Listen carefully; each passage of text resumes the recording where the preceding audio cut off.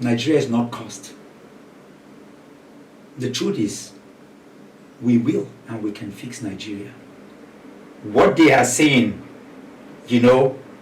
we have an opportunity to stand and resist.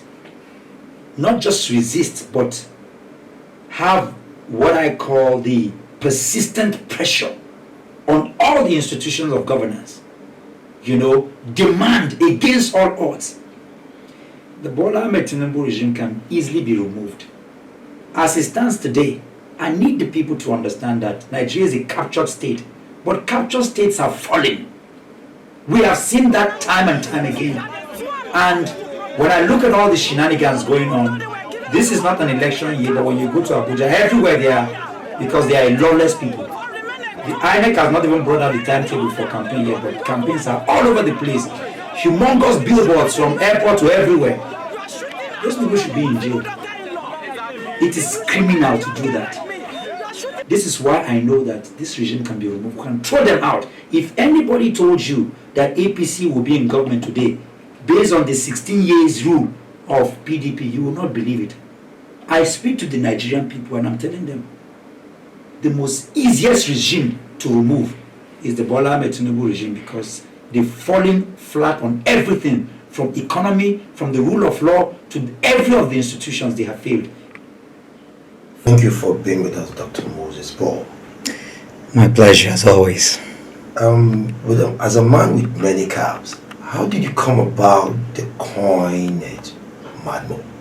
I know that's even quite simple. Madmo is actually my company name that I used, this over 2 decades now, to host different events locally and internationally. And so behind the label is Madmo Concept, and several people just adopted it and calling me Madmo. So, and it means make a difference. Mo, that's what it means really. Nobody will ever believe a fine gentleman and articulate would bear such a name, but explaining it makes sense. 2 years into the current government administration, I am sure you've heard views, you've had analysis, you've made your researches, you've studied the policies. Give us your assessment of these 2 years of this government. It's 2 years of this administration, and for me, this is not even the time to begin to talk about big grammars of lectures, of policies, and meetings that people will not even understand. The report sheets and the report card of this administration, this regime, speaks for itself. You can see the pain and the hunger, the anger, the angst, across the streets. Nigerians can barely move in 2 years. Nigerians can barely eat. Nigerians can barely survive. And I'm talking about the majority of Nigerians. It is NBS statistics. This is our government data that shows that Nigerians are going through what you call multi-dynamic, poverty, which means that from education to health to food to basic necessities of things, Nigerians can barely survive. About 150 million Nigerians can barely eat in a day. This is a report sheet of these 2 years, 2 years going for this regime, and it is quite very sad for me when I look at whether the livelihood of people, or you talk about the elections from Kogi to Edo to all the other places that have become a complete sham and a shame, to humanity. Blatant rigging, disruptions of our civic environment and spaces. People are being rewarded for insulting, for shaming. People are rewarded for stealing ballot boxes. This is what we have seen in 2 years of regime. Where do we stand right now? Even the basis, constitutionality basis for leadership has been thrown to the ground in 2 years in Nigeria. We have seen where in Rivers State, for example, where state members of state House of Assembly have cross-carpeted, where the law is very clear as concerning that, and yet they are being celebrated.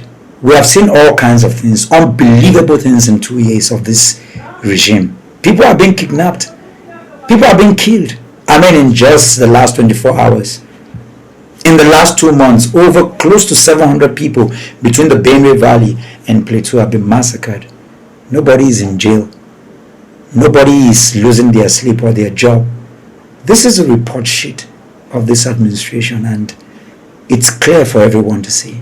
So by your account, none of the policies starting from the subsidy removal from the last administration that was probably manifested by this current administration, none of those policies put in place has actually made sense and impacted on the Nigerian people. We were buying fuel at less than 200. As it stands today, there are places where fuel is still 1,000, some 800 and something. And I ask you, what is the disparity between less than 200 and about 8,000 naira? This is what Nigerians, per liter, this is what Nigerians are facing. So when you talk about removal of subsidy, of what gains? This administration has not shown us the billions and the trillions that they've been able to save. Where are the critical areas where this is being plunged into? Is it education? Is it health? Is it livelihood? We can't see it. They make arguments of payment of IMF, and it's very laughable, and also it insults the sensibilities of Nigerians and we as a people, where you and I know that what is the game that is being played is you take from A and then you return to A when you take from B, and you return to B when you take from C. And this is the game that is being played in the name of payment of loans. So you tell me, what is the policy? Which of the policies within these 2 years of this administration that has worked, that has uplifted the livelihood of people, that has shown in any way?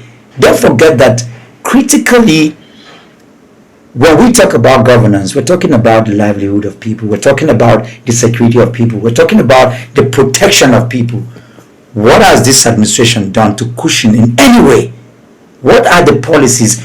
What are we talking about? When we talk policies, do we talk policies for rhetorics or for the impact on the lives of people? Now you mentioned rhetorics. Everyone who has seen your face right now knows you're a very, very strong ally of the Labour Party's presidential candidate in the last election, Peter Obi.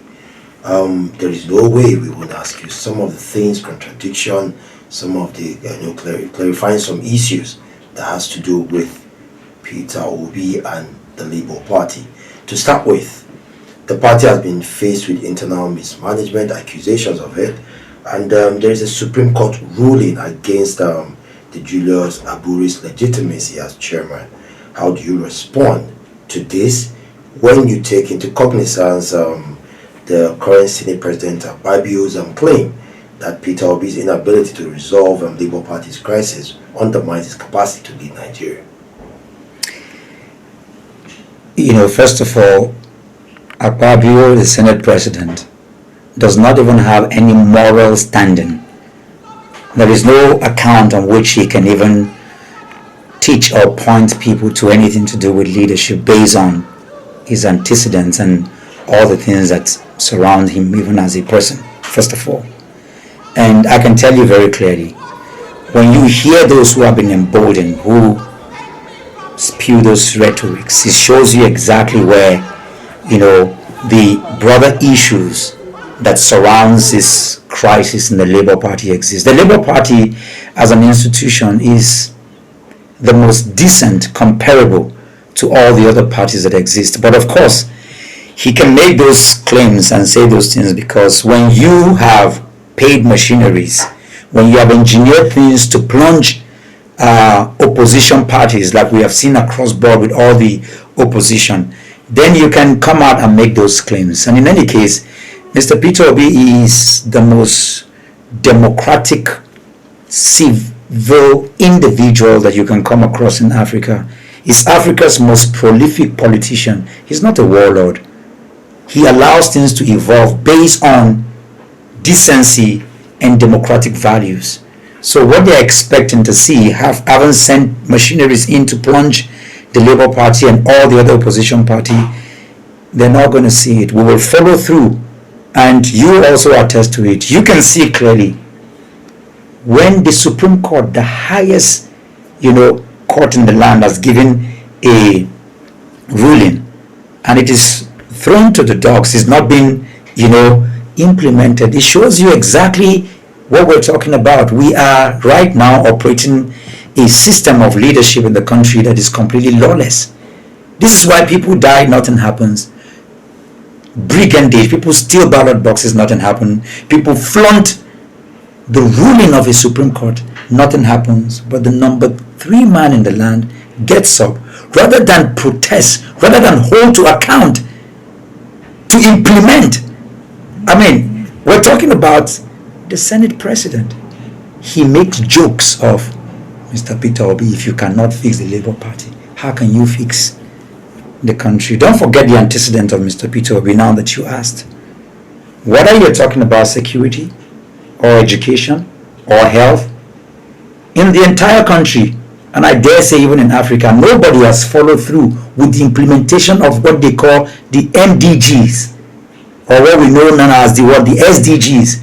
When you look at those variables from hunger to poverty to all the policy documents of, the United Nations, through no one, he did not borrow 1 kobo. These are attestation by the Debt Management Office over a decade ago as governor, yet saved billions of nairas and dollars for his successor. He lifted the educational value of Anambra State from number 27 to number 1 in the country. The security, the then Inspector General of Police attested the fact that Anambra was the safest place. These are things you can Google. So in every facet, Mr. Peter Obi has shown what till today no governor in the history of Nigeria has done. This is the man we're talking about. He's not, what is he in the Labour Party? He's just a candidate. So to make those claims further, tells us exactly what the current regime is doing. And it is very pathetic and shameful, that we're seeing this in this timeline in the history of our country. Many people believe that being a presidential candidate makes you the leader of that party. Yes, like you have actually said, he's a gentleman who wants procedures to take its course. Do you think if he had probably said something, done something, so many dissenting voices would have been quelled, from your assessment? And that's why I'm reiterating again, because this is a man that I have been privileged to have been with, travel with, and I understand the level of decorum and decency that he applies. He does not give into frivolities. He is very purpose driven. He is very calculated. He's very measured in every way, in every sense of whatever you can think about.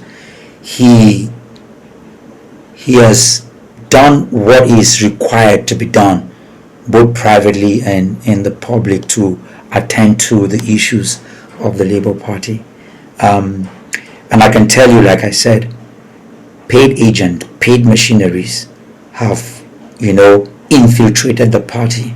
This is what I know, and